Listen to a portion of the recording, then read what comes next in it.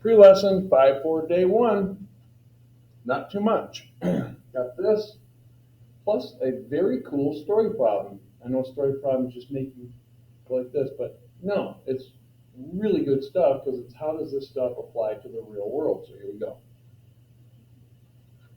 If I gave you that problem and you're like, I know how to figure that out, just use my head. I know x is 49 because the square root of 49 is 7.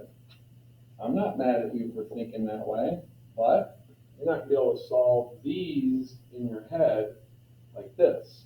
So there must be a mathematical way to do it. Just like stuff like this, x plus 2 equals 8, if you subtract 2 from that side, you got to subtract 2 from that side. I'm going to think, okay, how do I, remember, I want x equals some number. Once I got 1x equals some number, I know that that's my answer. So what I want to do is get rid of this square root. Well, remember, if you square a square root, the roots fly off, but I have to do it for that side. So this kind of absorbs this, and then x equals 49. Okay, that's easy. How does that apply to this? I'll show you. I got to warn you about something before I do. 2 plus 3 is 5. We know that's true. What if a student said, you know, I'm going to square both sides like this? Is that true anymore? Let's check it. 4 plus 9 equals 25. Uh-oh, we did something wrong. What did we do wrong? Well, you can't just square things individually. That's the point I'm trying to make. If you were going to square both sides on this one, you'd have to go like this and then like that. Now it's true, okay? My point is, don't square things individually on stuff like this, because there will be students that will go, oh, square that, square that, square that. Nope, and you won't even know it's wrong because there's no safety net. Like over here, we can see it was wrong. You won't be able to see it's wrong here. You just have to know that you can't do that.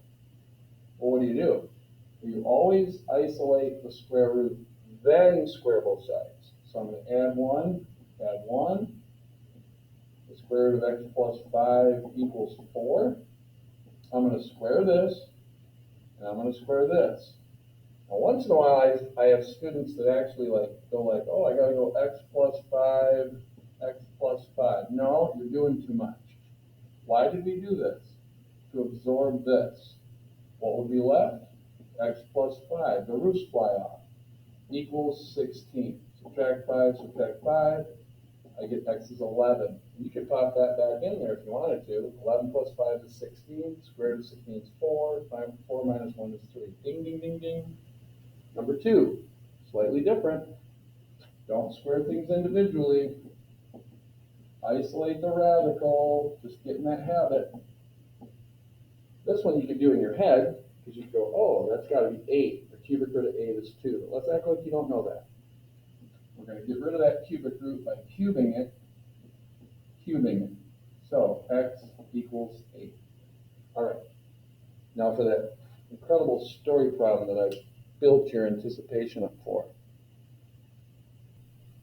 All right, this is from page 264, example 2. It's about a bridge, and it's connected to what I just showed you, but there's a really cool formula in the world of bridge building, and I never knew about it until teaching from this curriculum, so I love it, okay? So, a lot of words.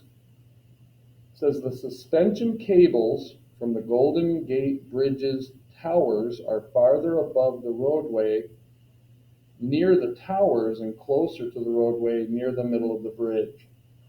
So, what they're saying is, there's that big suspension system right there. And all they're saying is the closer you get to the middle of the bridge, the shorter these cables are, these supporting cables. The farther you go to the end of the bridge by the tower, of course, the longer they're going to be. That's kind of obvious.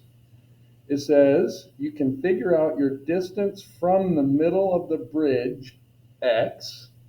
So if this is the middle of the bridge, maybe you want to think of that as your y-axis. And we're talking about this distance, x, And these are all my y's. So y, they're all different. But here's the equation. It says you can figure out your distance from the middle of the bridge, x in feet, and the height of the suspension cable, y in feet, at your position by using the equation, boom. It says about how far is the cable from the roadway. We're talking about how high is this cable. It says when you are 200 feet from the middle of the bridge. So they're saying let x be 200 feet. So let's say it's just right here, 200. So they're asking you for how high is that cable right there. So here comes some math.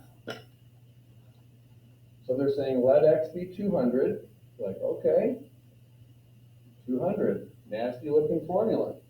Just math, rules are rules. Let's multiply that. Let me get rid of these. Just like any equation, by 0.010583, because those cancel.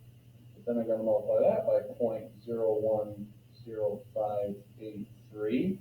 Got to get my calculator out here. Did the number crunching? This times this gives us 2.1166. That's why they said about. So we can do a little rounding. Wait a minute. I got to figure out what y is. That's my height. So I got to square that, and I got to square that. I got to get my calculator for that, but the roof flies off here. Give me a second. Squared that number, got 4.48-ish. Going to add 220, gone. Add 220, do the math. 224.48 equals my height, approximately. Little squigglies. There you have it. Real life math by real engineers. We're doing it. That's your pre-lesson, guys.